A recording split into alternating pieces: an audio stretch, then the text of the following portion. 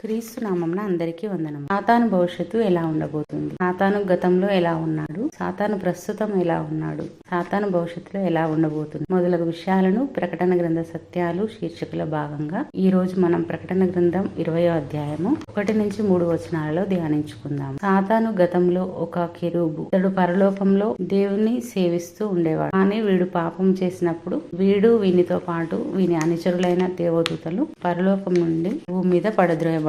ఆ తర్వాత భూమి మీద పడద్రోయబడిన సాతాను భూజనులను మోసపుచ్చుతూ వారిని నరకానికి నడిపిస్తున్నాడు. దేవుని భక్తులనైతే శ్రమల పాలు చేసి వారిని దేవునికి దూరం చేసే ప్రయత్నం చేస్తున్నాడు. భవిష్యత్తులో అనగా శ్రమల కాలంలో మిఖాయిలు దూత మరియు అతని దూతలతో సాతానుకు మరియు వీని దూతలకు పరలోకంలో యుద్ధం జరగబోతుంది. ఆ యుద్ధంలో సాతాను వాని దూతలు ఓడిపోయి వారు పరలోకం నుండి గెంటి వేయబడతారు. ఇక అప్పటి నుంచి సాతానుకు పరలోకానికి వెళ్లే అవకాశం ఇక ఉండదు. దీనితో సాతాను మరింత క్రోధంతో భూ ప్రజలను మోసగిస్తూ వారికి నరకానికి నడిపిస్తూ ఉంటాడు.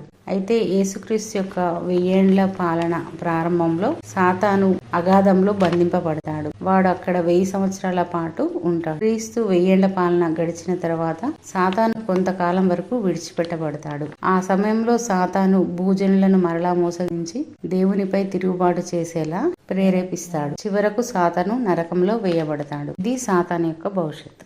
మీకు ఈ అంశం నచ్చినట్లయితే లైక్ చేయండి, షేర్ చేయండి, సబ్స్క్రైబ్ చేయండి, బెల్ ఐకాన్ మీద క్లిక్ చేయండి. Thank you.